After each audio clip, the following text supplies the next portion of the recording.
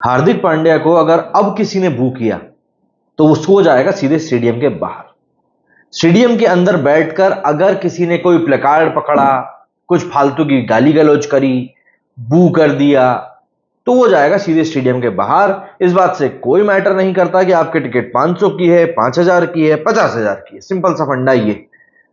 कल देर शाम को जब ये खबर निकलकर सामने आई कि भैया मुंबई क्रिकेट एसोसिएशन ने फैसला किया है, तब मेरे दिमाग में सबसे पहले यही बात आई कि स्टेडियम में बैठकर बू जब होता है किसी खिलाड़ी का, तब वह कोई एक आदमी नहीं करता, 10 आदमी नहीं करते, 100 आदमी नहीं करते, बल्कि वहां पर बैठा हुआ पूरा का पूरा एक बड़ा सेक्शन ऑफ क्राउड करता है। तो अगर आप ऐसा करोगे कि नहीं भी ऐसा करने पे कि उस बंदे को बाहर निकाल दिया जाएगा, तो आप कितनों को बाहर निकालोगे? सबसे बड़ा सवाल यही है। दूसरी बात, जो हार्दिक पांड्या को बू किया जा रहा है वो कभी किसी टीम को लेकर नहीं किया जा रहा है, बल्कि उस खिलाड़ी के पर्सनल एटीट्यूड को लेकर किया जा रहा है। तो उस चीज को समझने की कोशिश क्यों नहीं की जा रही? क्यों फैंस को ही कटघरे में खड़े कर दिया जा रहा है कि यार तुम ही कुछ गलत कर रहे हो? एक बार क्या टीम मैनेजमेंट ने या किसी ने भी, जो संबंधित टीम मैनेजमेंट है हार्दिक पांड्या से, क्या उनने समझने की कोशिश करी कि क्या कुछ हो रहा होगा या पब्लिक को कौन सी बात बुरी लग रही है? ऐसे में इस तरह का डिसीजन अब निकलकर सामने आता है। आई थिंक लोकमत में छपा था या किसी में तो भी छपा था। तो जब इस तरह की बातें निकलकर सामने आती तो ऑब्वियसली बात है, पब्लिक के दिमाग और ज्यादा खराब होता है, और ज्यादा इरिटेट होते हैं वो उससे। तो मुझे ऐसा लगता है ये सब चीजें शायद एमसीए, मुंबई क्रिकेट एसोसिएशन को भी समझ में आई। देर शाम को उनका कल क्लैरिफिकेशन निकलकर सामने आया कि देखिए ऐसा नहीं है, जो चीजें बोली जा रही हैं हार्दिक पांड्या को लेकर कि हम लोगों को बाहर निकाल देंगे, ऐसा नहीं है, बल्कि ये तो हमारा एक कॉमन रूल है। अगर स्टेडियम में बैठकर दर्शक कुछ गलत हरकत करता है या ऐसी हरकत करता है जिससे कि बाकी किसी को परेशानी हो, तो हमें उसे बाहर निकालना पड़ेगा। मतलब ये किसी एक टीम प्लेयर को लेकर नहीं है, बल्कि सब खिलाड़ियों को लेकर है। अच्छा, वानखेड़े में एक बार शाहरुख खान की अपने बच्चों के साथ में एक सिक्योरिटी गार्ड से वहां पर बहसबाजी हुई थी, आपको याद ही होगा। उसके बाद में भी मेरे ख्याल से 4 साल या 5 साल के लिए बैन कर दिया गया था शाहरुख खान को एंट्री से। तो ऐसा नहीं है कि मुंबई क्रिकेट एसोसिएशन ने इतना बड़ा फैसला कोई पहली बार लिया हो, लेकिन हाँ, क्योंकि इस समय हार्दिक पांड्या की जबरदस्त ट्रोलिंग हो रही है, उस बीच में ये फैसला आया है, तो पब्लिक इन दोनों चीजों को कनेक्ट जरूर कर रही है। और जब कनेक्शन निकलता है तो फिर स्पेकुलेशंस का बाजार अपने आप गर्म हो जाता है। इन सब चीजों के अलावा अगर आप पिछले कुछ दिनों में सोशल मीडिया पर भी देखेंगे तो एक बड़ा सेक्शन आपको ऐसा दिखाई देगा जो हार्दिक पांड्या को लेकर अब पॉजिटिव बातें कर रहा है।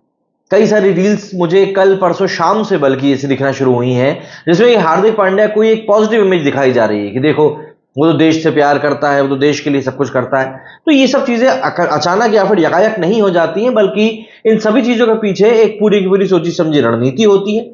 एक खिलाड़ी की जिसकी इमेज यहां पर टार्निश हो रही है, उसकी एक पूरी स्ट्रैटेजी होती है, क्योंकि देखिए ब्रांड वैल्यू इससे गिरती है।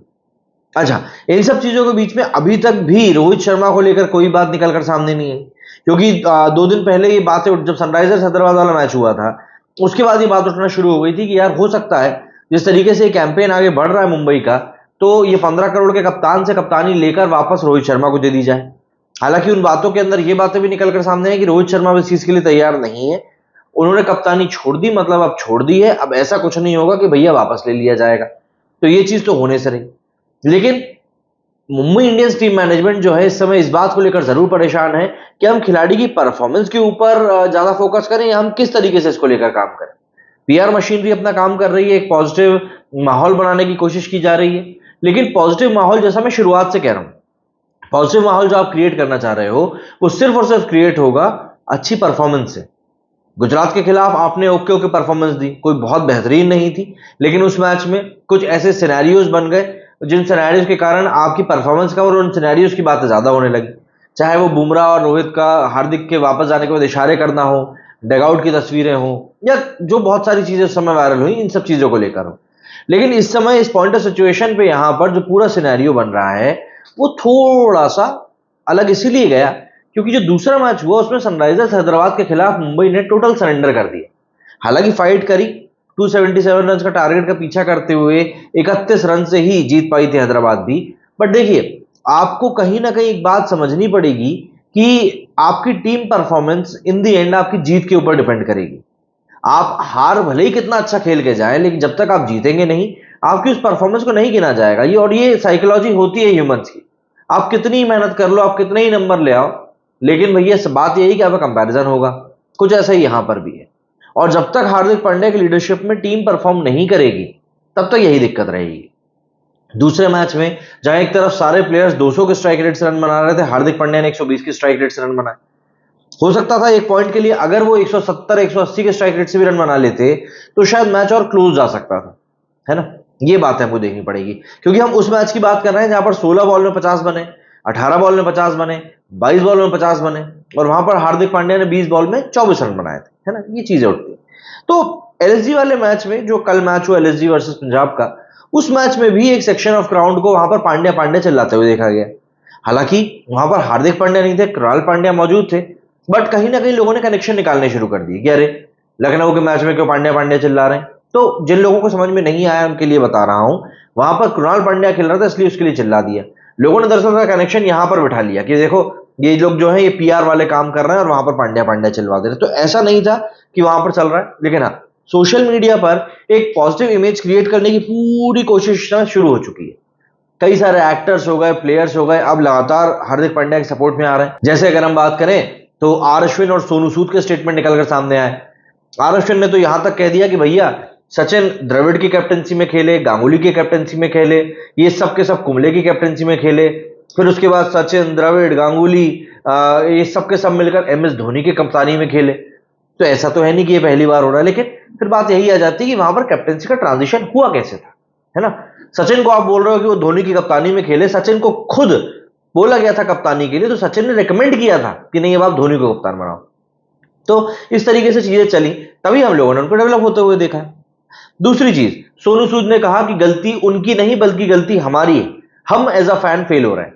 देखिए भाई साहब, सोनू सूद जी जो कह रहे हैं बहुत अच्छी बात है, वो वैसे भी लोगों को घर भेजने के लिए बहुत ज्यादा फेमस है, तो हो सकता है वो यहां पर पांड्या को गुजरात भेज दें। लेकिन एक चीज मैं यहां पर बता दूं कि फैंस हमेशा से ऐसे ही रहे। आप सचिन की बात करते हैं, आप गांगुली की बात करते हैं, आप द्रविड़ की बात करते हैं, जब हम मैच हारा करते थे 90s में, अर्ली 2000s में, तब लोग इनके घरों के सामने जाकर इनके पुतले जलाया करते थे। आज की तारीख में लोग पुतले नहीं जलाते हैं, आज की तारीख में लोग सोशल मीडिया पर बॉयकॉट करते हैं, स्टेडियम्स में जाते हैं तो वहां पर अपनी आवाजें निकालते हैं। फैंस तब भी ऐसे ही थे, फैंस आज भी ऐसे ही हैं। आप खेलोगे तो सर पे चढ़ाएंगे, आप फेल होगे तो आपको कोई पूछेगा तक नहीं। तो इसीलिए यहां पर एक तरीके से पीआर का काम करना, या मतलब अश्विन को तो मैं नहीं कहूंगा कि वो पीआर का काम कर रहे हैं, बट इस तरीके से काम करना कि फैंस को आप बिल्कुल धता बता दो, ये कहीं ना कहीं गलत होता है। क्योंकि फैंस ही हैं जिनके कारण कि ये क्रिकेटर्स इतने बड़े क्रिकेटर्स हो रहे हैं, पैसा इनको इतना भर भर के मिल रहा है, ये लपक के पैसा पीट रहे हैं। अगर आईपीएल जैसी फ्रेंचाइजी आज के दौर में हिट है, वो सिर्फ इसीलिए है क्योंकि इतने दर्शक इसको टीवी पर देखते हैं, इतने दर्शक इसको ऑनलाइन देखते हैं, इतने दर्शक इसको स्टेडियम्स में जाकर देखते हैं। वरना हम देख रहे हैं कई सारी टी20 लीग सिर्फ इसीलिए बंद हो जा रही है क्योंकि वहां पर दर्शक ही नहीं मिल पाते। तो फैंस को तो आपको सर मानना पड़ेगा।